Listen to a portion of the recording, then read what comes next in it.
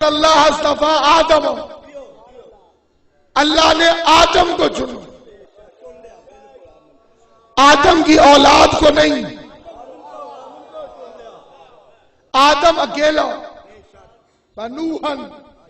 نوح اکیلا، ابراہیم آل سمیت، عمران بھی آل سمیت، ابراہیم کی آل بھی چنی ہوئی، عمران کی آل بھی چنی ہوئی۔ یہ آیت آئی پیغمبر کی زندگی میں۔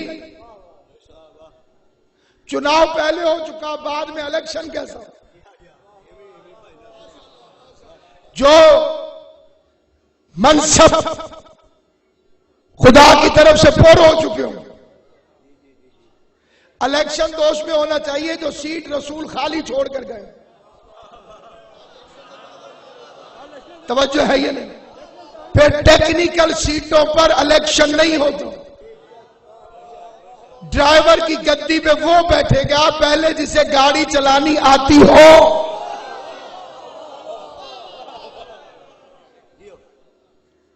حکیم کی سیٹ پر وہ بیٹھے گا جسے حکمت کی کوئی الف بے آتی، وہ نہیں بیٹھے گا جو بیچارہ خود اپنا علاج کروانے آیا ہو۔ نہیں، میں سمجھا نہیں سکتا۔ حکیم کی گدی پہ وہ بیٹھنا چاہیے جو علاج کرے، جو بیچارہ خود دائمی مریض ہو، آیا ہو دوائی لینے، نرس سازش میں مل کر اسے گدی میں بٹھا دیں۔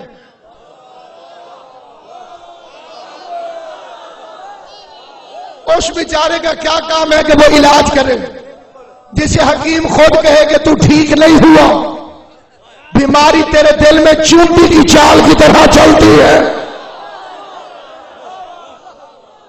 ایک بندہ قبلہ صاحب کا اس نے کہا اس کا کیا قصور تھا، یہ تو داخل ہو گیا تھا، یہ تو حکیم کا کام تھا اسے ٹھیک کرے، اس کا کوئی قصور نہیں ہے، تو بیچارہ سارے گھر کا سامان دے کے ہسپتال آ گیا تھا، اب یہ حکیم کا کام تھا اسے ٹھیک کرے۔ ساری ذمہ داری حکیم کی نہیں، یہ نالائق تھا۔ حکیم کہتا تھا 2 دوائیاں کھا، یہ کہتا تھا مجھے 1 کافی، کیونکہ بندے میٹھی دوائی کھا لیتے ہیں، کڑوی دوائی نہیں کھاتے۔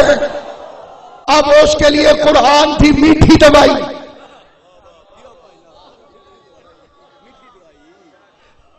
کیا حکمت کی کرسی پر بیٹھنے کے لیے بھی دنیا الیکشن کرے گی کہ ڈاکٹر کی جگہ پہ کون بیٹھے؟ کلاس روم میں بھی الیکشن ہوگا کہ استاد کی کرسی پہ کون بیٹھے؟ قابلیت دیکھی جائے گی۔ مصطفیٰ کا کام کیا ہے؟ یتلو علیہم آیاتہ ویزکیہم ویعلمہم الکتاب والحکمہ۔ مصطفیٰ آئے کتاب اور حکمت کی تعلیم دینے۔ اب منبر پر بیٹیوں سے مسئلہ پوچھنے والا نہیں بیٹھے گا، مدینہ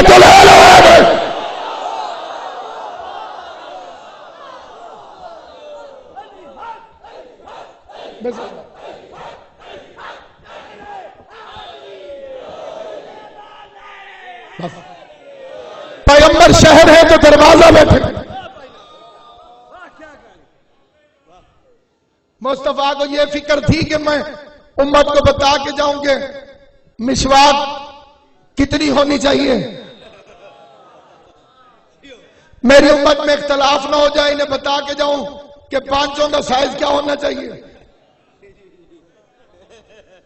میری امت نائیوں سے لڑتی نہ پھرے، انہیں زلفوں کی ترتیب بتا کے جانی چاہیے۔ یہ فکر تھی، یہ فکر نہیں تھی کہ میرے ممبر پہ کون بیٹھے گا۔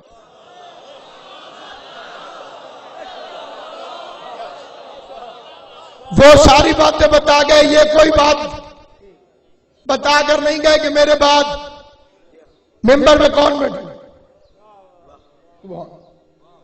موسیٰ کو فکر ہے کہ میرا وزیر کون، چنانچہ فرماتے ہیں واجعل لی وزیرا من اہلی ہارون اخی، تو قرار دے میرے لیے ایک وزیر، تو قرار دے۔ اپنی مرضی کی مسلمان کوئی ایک آیت سمجھ لے، ایک آیت، سارے شیعہ ہو جائے. واجعل لی، تو بنا میرے لیے. موسیٰ کہہ رہے تو بنا میرے لیے وزیرن، ایک وزیر میرے اہلی، میرے خاندان سے. نبیوں کے وزیر خاندان سے ہوتے ہیں، محلوں سے نہیں ہوتا. میرے خاندان سے بنا. کوئی ایک نبی دکھا جس کا وزیر خاندان سے باہر بنا. وَمِن ذُرِّيَّتِي، ابراہیم کہتے میری ذریت میں بھی بنائے گا. ابراہیم کہتے ذریت میں ہو. موسیٰ فرماتا میرے خاندان میں. ہارون اخی، ہارون کو بنا جو میرا بھائی ہے. میرے شیعہ سنی مسلمان بھائیوں، اللہ کا قرآن سامنے رکھ کے فیصلہ کرو. موسیٰ نے نام بھی بتا دیا کہ ہارون کو بنا، رشتہ بھی بتا دیا کہ میرا بھائی ہے، عہدہ بھی بتا دیا کہ وزیر بنا. لیکن کیا ہے اللہ سے رہا ہے تو بنا. تو جب موسیٰ جیسا نبی اپنا وزیر خود نہیں بنا سکتا تو مصطفیٰ کے بعد بندے الیکشن کر کے محمد کا وزیر کیسے بنا؟ وہ تو اپنا وزیر خود نہیں بنا سکتا. اللہ سے فرماتا ہے واجعل لی، تو بنا میرے لیے.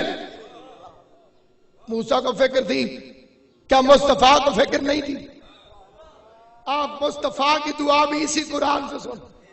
موسیٰ نے فرمایا واجعل لی وزیرا من اہلی، میرے خاندان سے بنا. مصطفیٰ نے میرے شیعہ سنی بھائی فرمایا واجعل لی من لدنک سلطانا نصیرا.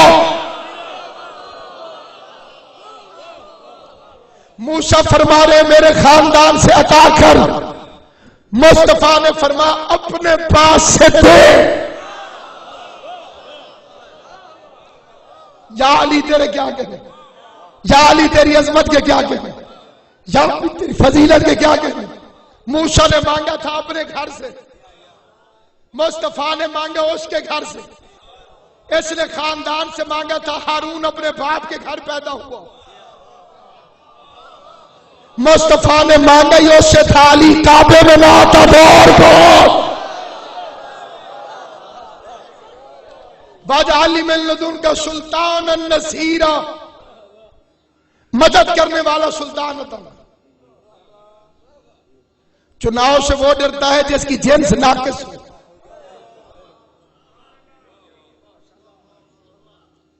بزرگ علماء فرماتے تھے، اور اس دور میں بھی حالات اسی طرح. اگر مکس فروٹ لو تو قیمت اور ہے، اور اگر چون کے بیچ میں سے لینا چاہو، کیونکہ دکاندار اچھے برے مکس کر کے بیچتے ہیں، کیونکہ انہوں نے سب کو بیچنا ہوتا ہے. اگر کسی دکاندار سے کہیں کہ تو نے اچھوں کے ساتھ برے کیوں رکھے ہوئے، وہ بڑے احترام سے کہے گا سیدھے جی سارے نہیں بیچنے. اسے اچھوں سے محبت نہیں، اس نے اچھے ساتھ میکسی تب کیے تاکہ اس کے برے بک جائیں.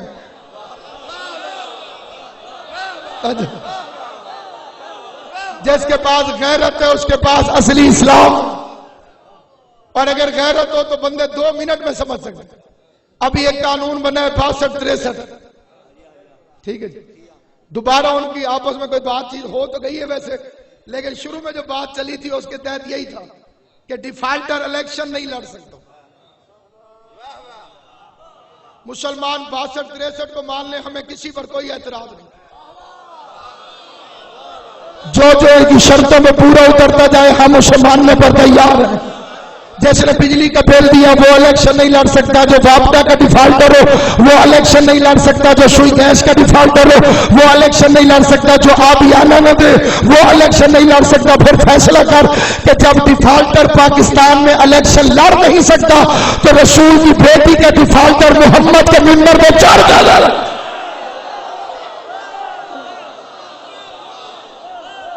نعرہ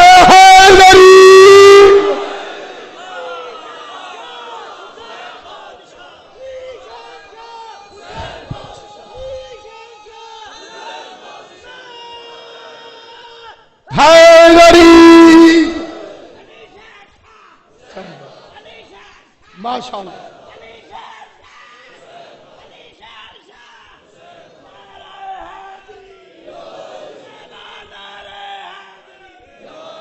पांच साल तक जिन्होंने असम्बलियों में बैठ के मजे किए, सनद जेली निकली तो सजा 3 साल।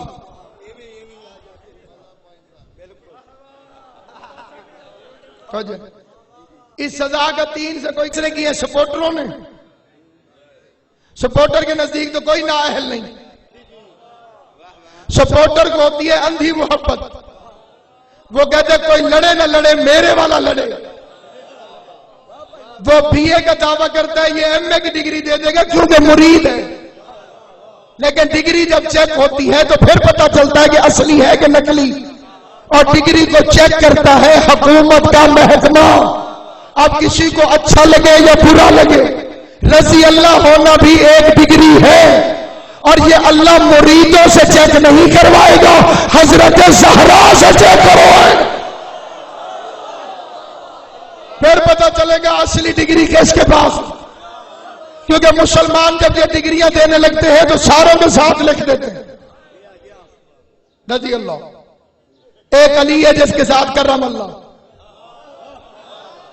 मैंने एक मौलवी साहब से कहा सारे बराबर हैं तो किसी और को भी करम अल्लाह लिख के दिखाओ। ये सिर्फ अली के साथ क्यों?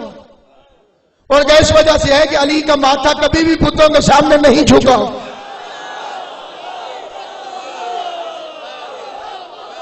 और बाकी माजी में अच्छे बुरे वक्त उन पर आते रहे, क्योंकि जब तक अकल नहीं थी तब तक कंकर को शंकर समझते थे और पत्थर को खालिक समझ के उसके सामने माथा झुकाते थे। मगर अली का माथा कभी भी बुद्धों के सामने नहीं झुका, कभी भी। अब सवाल पैदा होता है कि क्यों नहीं झुका? 2 साल तक बच्चा किसी के कंट्रोल में नहीं होता, सिर्फ नकली हो गया। जो उसके सामने करते जाओ वो करता जाएगा। 2 साल तक आप उसे अपनी मर्जी की तरह नहीं बना सकते। वो सिर्फ देखेगा, बोलेगा वो जो आप बोलेंगे, करेगा वो जो आप करेंगे, तौर तरीके वही होंगे जो आप करेंगे। और खुदा की कसम एक वाहिद चीज है, पूरी नमाज में सजदा जो बच्चे को अपनी तरफ खींच लेते। अम्मा नमाज पढ़ती हो, अब्बा नमाज पढ़ता हो, बच्चे को पता ही नहीं कि मफहूम नमाज क्या है, लेकिन मेरे आपके घरों में वो मुसल्ले पे दौड़ के आता है और सीधा सजदा करता है, क्योंकि घर का माहौल है। अगर अबू तालिब बुतों को सजदा करता होगा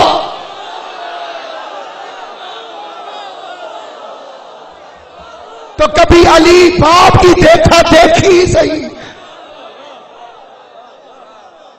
बुतों के सामने माथा टेक देता।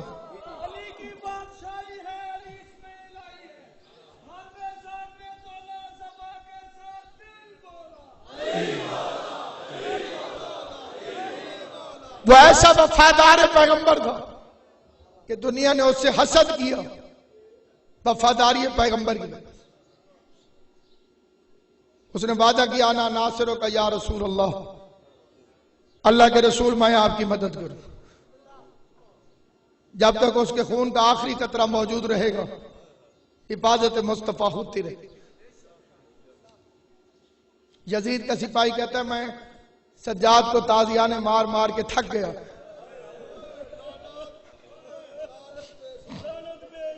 फिर मेरी जगह पे दूसरा आ गया,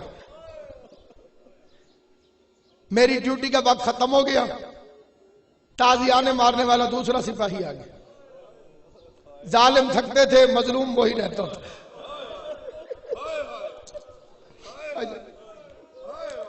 जालिम थक थक के बदल जाते थे। मैं सैयद जादे को मिंबर देने लगा हूं, मुख्तसर सा एक फिक्रा दुआ लेने के लिए आखिरी फिक्रा करूंगा। जालिम थक के बदल जाते थे, मजलूम वही रहता था। कहते आज मैंने सज्जाद को बड़े ताजियाने मारे, کہتے میری جگہ پہ دوسرا آ گیا. میں اپنے گھر جانے کی خاطر زندان کے باہر چوک پہ کھڑا ہوں کہ میرے گاؤں جانے والا کوئی دوسرا مسافر گزرے تو میں اس کے ساتھ اپنے گھر چلا جاؤں. کہتے اچانک مجھے ایک بڑھیا ہاتھ میں کھانا لیے کسی کو ڈھونڈتی ہوئی نظر آئی. اس بڑھیا کے ہاتھ میں کھانا تھا اور وہ کسی کو ڈھونڈ رہی تھی. کہتے میں نے قریب جا کے پوچھا کسے ڈھونڈتی؟ بڑھیا کہتے سپاہی میں کسی بھوکے کو ڈھونڈ رہی ہوں تاکہ اسے اللہ کی راہ میں کھانا کھلائے. کہتے تھا میں دشمن، پتہ نہیں مجھے رحم کیوں آ گیا. میں نے آہستہ سے کہا اگر تو میرا نام نہ لے تو یہ کھانا ان قیدیوں کو دے دے. تھوڑے بندوں نے میرا فکرہ سمجھا ہے. با اختر شاہ جی جن کے دروازے پر ملائکہ روٹیاں مانگنے کے لیے آتے تھے، ہائے سیاست بنی امیہ، آج وہ شریف خاندان کے لیے کھانے کی سفارش کی جاتی. سپاہی کہتے ہیں اس عورت کے چہرے پہ جلال آ گیا اور مجھے دیکھ کے کہنے لگی تیرے رشتہ دار ہیں؟ سپاہی کہتے ہیں میں تو مار کے آ رہا ہوں. اس نے پھر تو کیوں کہتا ہے کہ میں کھانا ہی نہیں کھلاؤں؟ یزید کا سپاہی کہتے ہیں 3 وجوہات. پہلی وجہ یہ قیدی مسلمان ہے، دوسری وجہ عبادت گزار ہے، تیسری وجہ مدینے کے رہنے والے. پہلی 2 وجہ سن کے چپ کر گئی، تیسری وجہ پہ طلب کے کہتی ہے کون سا مدینہ؟ سپاہی کہتے ہیں مدینہ تو نبی محمد والا مدینہ. طلب کے کہتی ہے وہاں تو میرا مرشد حسین رہتا. تجھے شرم نہیں آتی تو مدینے میں رہنے والوں کو تازیانے مارتا. دوڑی ہے زندان کی طرف اور کہتی آئی مرشد حسین کو پتہ نہیں چلا ہوگا. اگر میرے مولا حسین کو پتہ چل جاتا کیسے ہو سکتا تھا کہ مدینے کے لوگ اور شام میں قید پڑے ہو. دل میں کہہ دیا آج ہی خط لکھوں گی، یا خود آ یا غازی کو بھیج.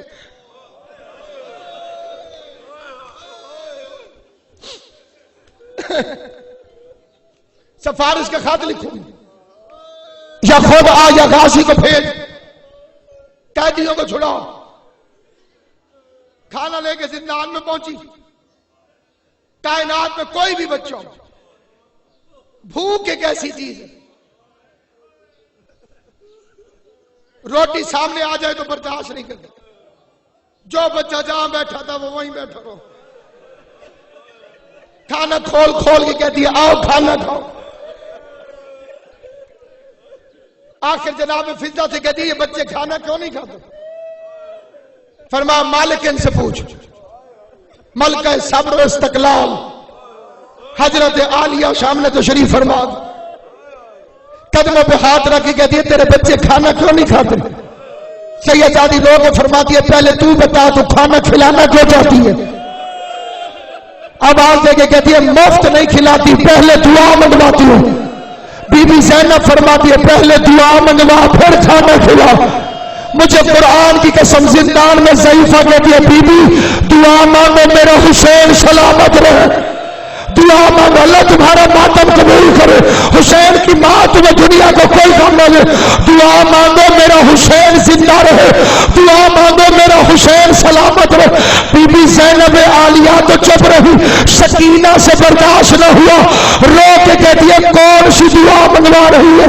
تیرا حسین سے کیا تعلق؟ دیکھ کے کہتی ہے بی بی میں بیمار ہو گئی تھی، دنیا کے حکیموں نے جواب دے دیا تھا، میرا بابا مجھے مدینے لے گیا. ہم رسول کی کچہری میں گئے، رسول نے پوچھا کہاں سے آئے ہو؟ ہم نے کہا شام سے. پیغمبر نے سلمان کو بھیجا جاؤ میرے حسین کو لے آؤ. حسین کی مہمان آئی.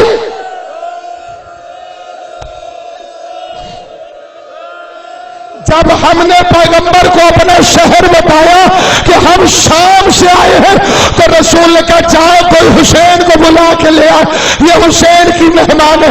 اب آتے کہ کہتی ہے ضعیفہ حسین نے رسول کی چھولی میں بیٹھ کر ابھی ہاتھ اٹھائے تھے کہ اللہ نے مجھے صحت عطا کر دی، میں صحت مند ہو گئی۔ وہ دن اور آج کے دن ہر جمعرات کو روٹیاں پکاتی ہوں، بھوکھوں کو کھلاتی ہوں، کہتی ہوں دعا کرو حسین سلامت رہے، دعا کرو حسین کی زندگی ہو۔ زینب عالیہ پھر چپ رہی۔ چودھری باجد صاحب 4 سال کی سکینہ قریب آ کے کہتی ہے آج کے بعد حسین کی زندگی کی دعائیں مانگنا چھوڑ دے۔ ضعیفہ طرف کے کہتی ہے علامات کیوں نہ مانگو؟ رو کے سکینہ کہتی ہے جس کی تو زندگی مانگ رہی ہے میں 4 قدموں پہ کھڑی ہو کے قاتل کی منتیں کرتی رہی، نہ مار ہمارا کوئی نہیں رہ گیا۔